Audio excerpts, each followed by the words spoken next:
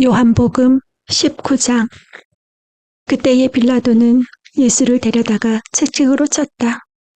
병정들은 가시나무로 왕관을 엮어서 예수의 머리에 씌우고 자색옷을 입힌 뒤에 예수 앞으로 나와서 유대인의 왕 만세! 하고 소리치고 손바닥으로 얼굴을 때렸다. 그때의 빌라도가 다시 바깥으로 나와서 유대 사람들에게 말하였다. 보시오, 내가 그 사람을 당신들 앞에 데려오겠소. 나는 그에게서 아무 죄도 찾지 못했소. 나는 당신들이 그것을 알아주기를 바라오. 예수가 가시관을 쓰시고 자색 옷을 입으신 채로 나오시니 빌라도가 그들에게 보시오, 이 사람이요! 하고 말하였다. 대제사장들과 경비병들이 예수를 보고 외쳤다. 십자가에 못 박으시오! 십자가에 못 박으시오! 그러자 빌라도는 그들에게 당신들이 이 사람을 데려다가 십자가에 못 박으시오. 나는 이 사람에게서 아무 죄도 찾지 못했소. 하고 말하였다. 유대 사람들이 그에게 대답하였다. 우리에게는 율법이 있는데 그 율법을 따르면 그는 마땅히 죽어야 합니다. 그가 자기를 가리켜서 하나님의 아들이라고 하였기 때문입니다. 빌라도는 이 말을 듣고 더욱 두려워서 다시 관자 안으로 들어가서 예수께 물었다. 당신은 어디에서 왔소? 예수께서는 그에게 아무 대답도 하지 않으셨다. 그래서 빌라도가 예수께 말하였다.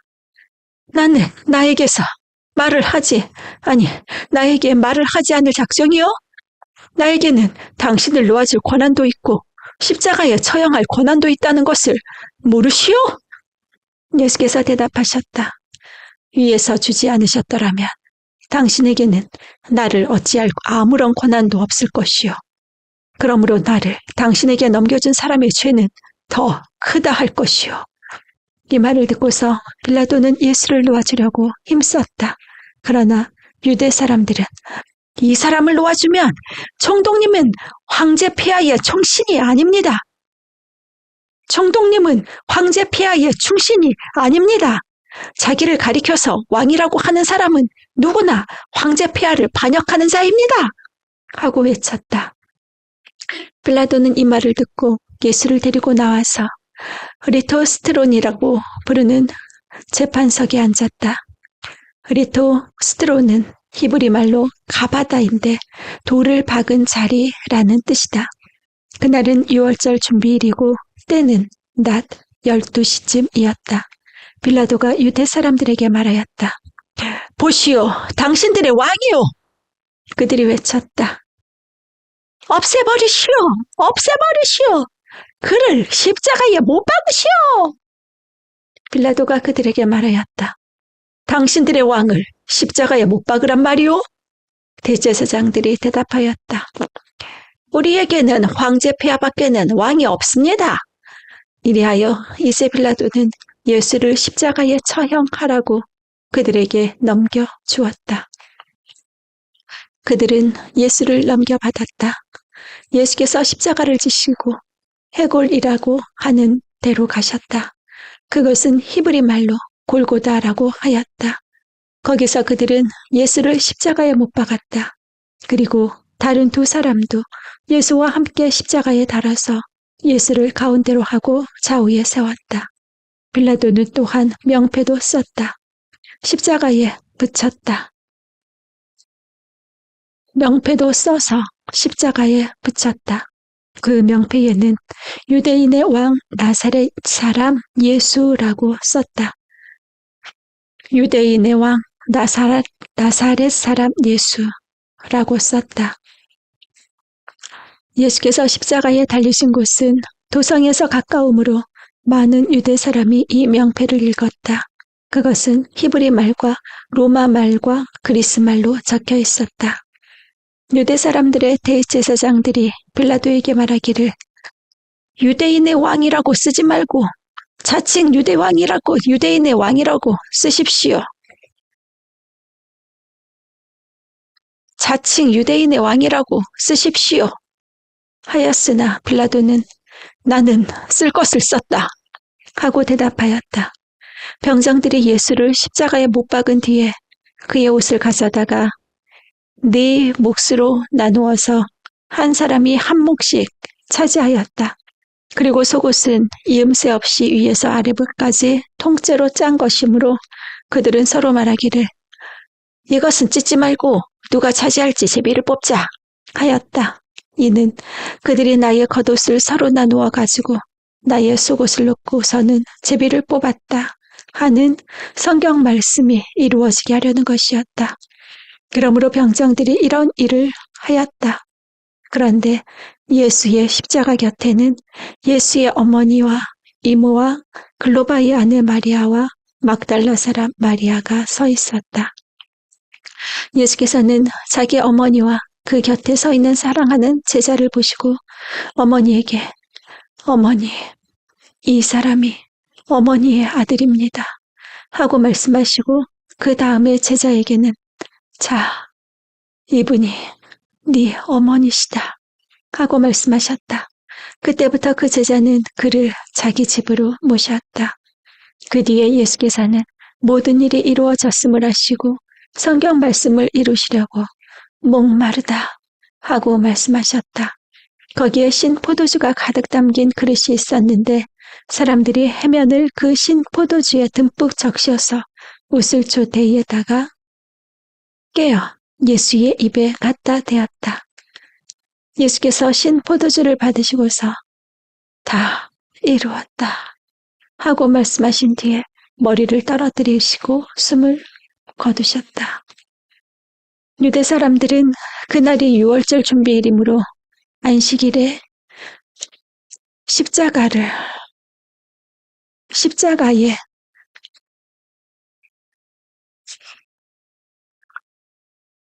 안식일에 시체들을 십자가에 그냥 두지 않으려고 그 시체의 다리를 꺾어서 치워달라고 빌라도에게 요청하였다. 그 안식일은 큰 날이었기 때문이다. 그래서 병사들이 가서 먼저 예수와 함께 십자가에 달린 한 사람의 다리와 또 다른 한 사람의 다리를 꺾고 나서 예수께 와서는 그가 이미 죽으신 것을 보고서 다리를 꺾지 않았다. 그러나 병사들 가운데 하나가 창으로 그 옆구리를 찌르니 곧 피와 물이 흘러나왔다. 이것은 목격자가 증언한 것이다. 그래서 그의 증언은 참되다. 그는 자기의 말이 진실하다는 것을 알고 있다. 그는 여러분들도 믿게 하려고 증언한 것이다. 일이 이렇게 된 것은 그의 뼈가 하나도 부러지지 않을 것이다 한 성경 말씀이 이루어지게 하려는 것이었다.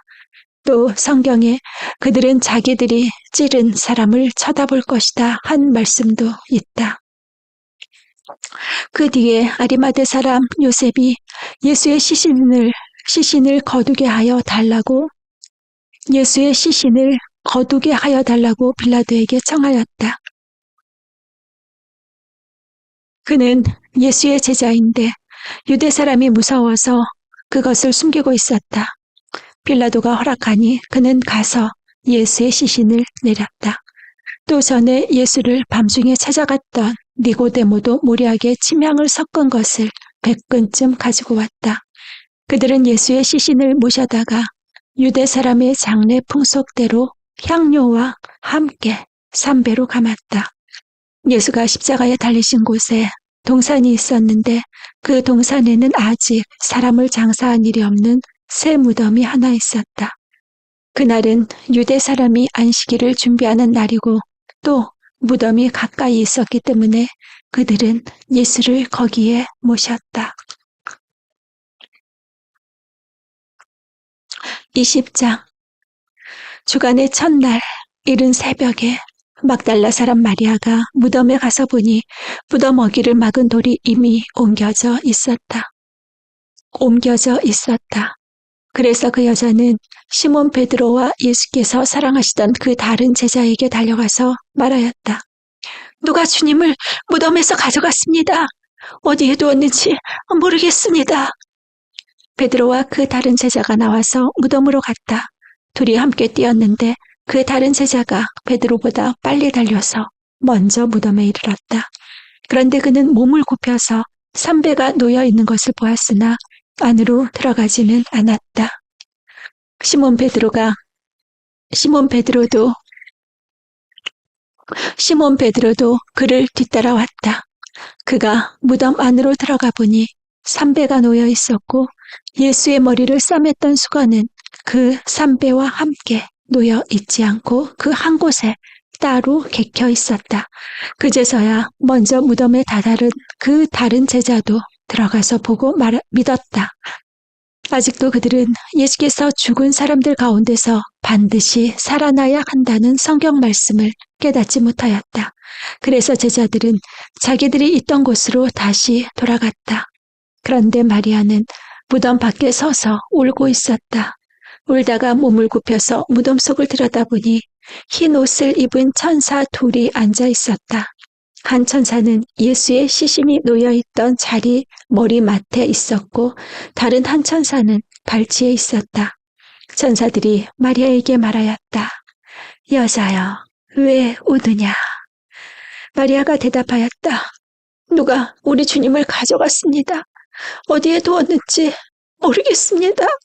이렇게 말하고 뒤로 돌아섰을 때에 그 마리아는 예수께서 서 계신 것을 보았지만 그가 예수이신 줄은 알지 못하였다. 예수께서 마리아에게 말씀하셨다. 여자여, 왜 울고 있느냐? 누구를 찾느냐?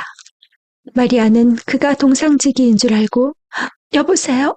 당신이 그를 옮겨놓았거든. 어디에다 두었는지를 내게 말해주세요. 내가 그를 모셔가겠습니다. 하고 말하였다. 예수께서 마리아야 하고 부르셨다. 마리아가 돌아서서 히브리 말로 라브니 하고 불렀다. 그것은 선생님이라는 뜻이다. 예수께서 마리아에게 말씀하셨다. 내게 손을 대지 말아라. 내가 아직 아버지께로 올라가지 않았다.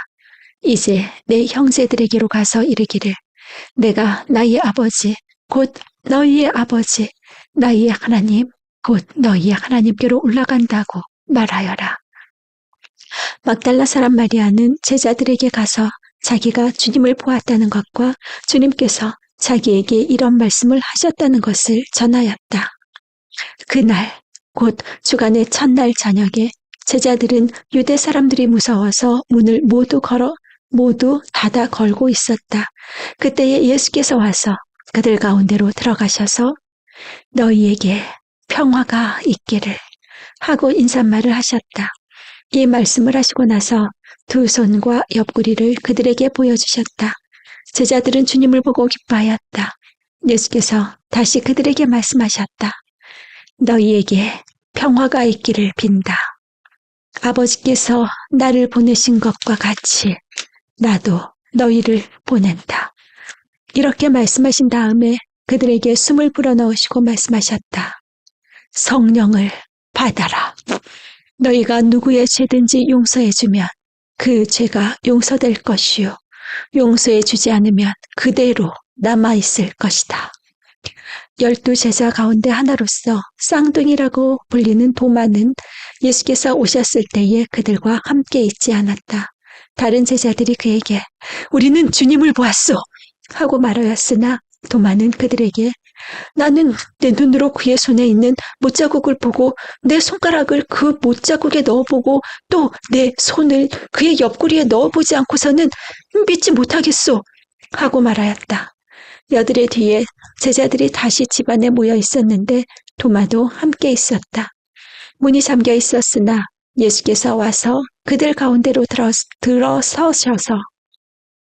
들어서셔서 너희에게 평화가 있기를 하고 인사말을 하셨다. 그리고 나서 도마에게 말씀하셨다. 네 손가락을 이리 내밀어서 내 손을 만져보고 네 손을 내 옆구리에 넣어보아라. 그래서 의심을 떨쳐버리고 믿음을 가져라. 도마가 예수께 대답하기를 나의 주님, 나의 하나님 하니 예수께서 도마에게 말씀하셨다. 너는 나를 보았기 때문에 믿느냐? 나를 보지 않고도 믿는 사람은 복이 있다. 예수께서 제자들 앞에서 이 책에 기록하지 않은 다른 표징도 많이 행하셨다. 그런데 여기에 이것이나마 기록한 목적은 여러분으로 하여금 예수가 그리스도요 하나님의 아들이심을 믿게 하고 또 그렇게 믿어서 그의 이름으로 영생을 생명을 얻게 하려는 것이다.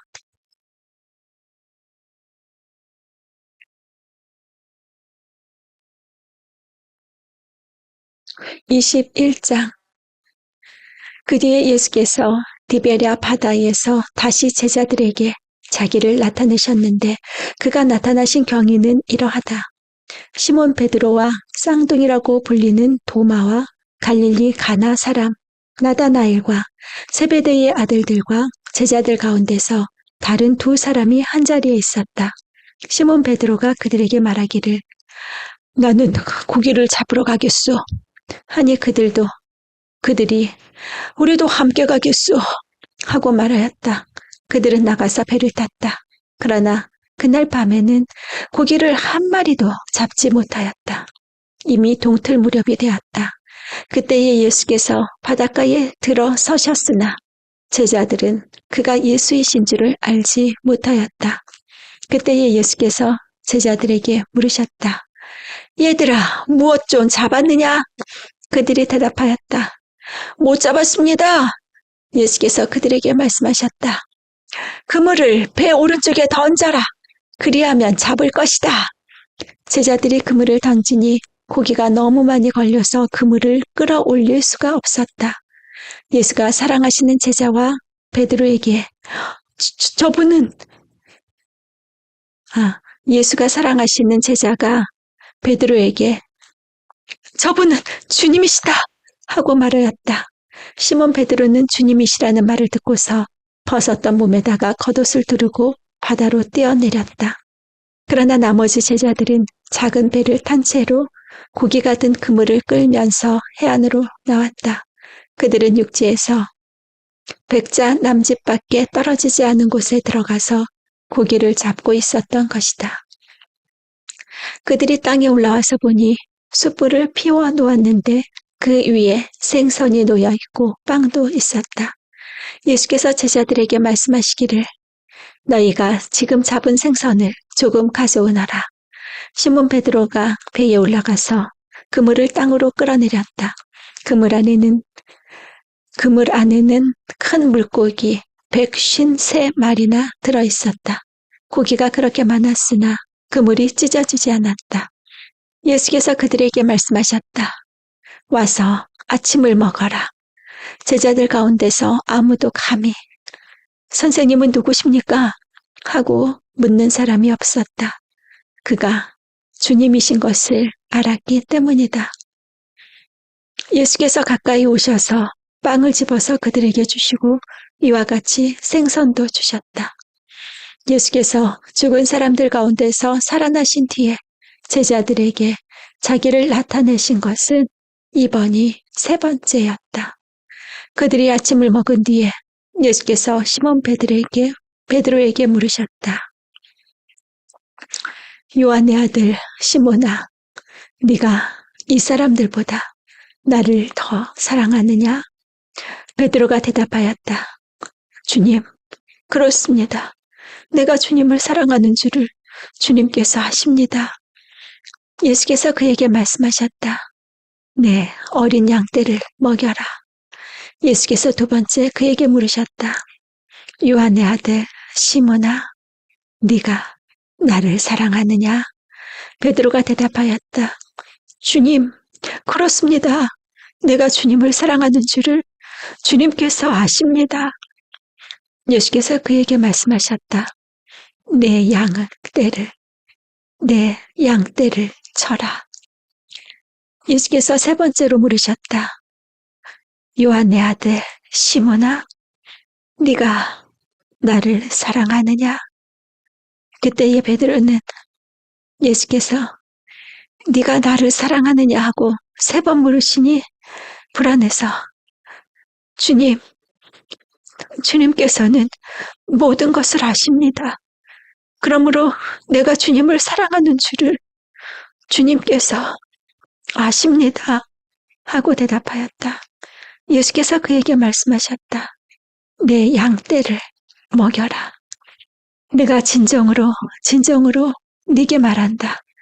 네가 젊어서는 스스로 띠를 띠고 네가 가고 싶은 곳을 다녔으나 네가 늙어서는 남들이 네 팔을 벌릴 것이고 너를 묶어서 네가 바라지 않는 곳으로 너를 끌고 갈 것이다. 예수께서 이렇게 말씀하신 것은 베드로가 어떤 죽음으로 하나님께 영광을 돌릴 것인가를 암시하신 것이다. 예수께서 이 말씀을 하시고 나서 베드로에게 나를 따라라 하고 말씀하셨다.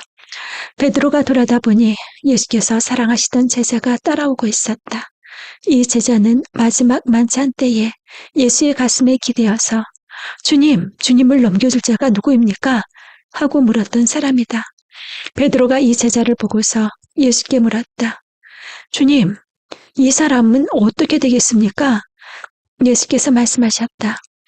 내가 올 때까지 그가 살아있기를 내가 바란다고 한들 그것이 너와 무슨 상관이 있느냐? 너는 나를 따라라. 이 말씀이 믿는 사람들 사이에 퍼져나가서 그 제자는 죽지 않을 것이라고들 하였지만 예수께서는 그가 죽지 않을 것이라고 말씀하신 것이 아니라 내가 올 때까지 그가 살아있기를 내가 바란다고 한들 그것이 너와 무슨 상관이 있느냐 하고 말씀하신 것뿐이다. 이 모든 일을 증언하고 또 이 사실을 기록한 사람이 바로 이 제자이다. 우리는 그의 증언이 참되다는 것을 알고 있다.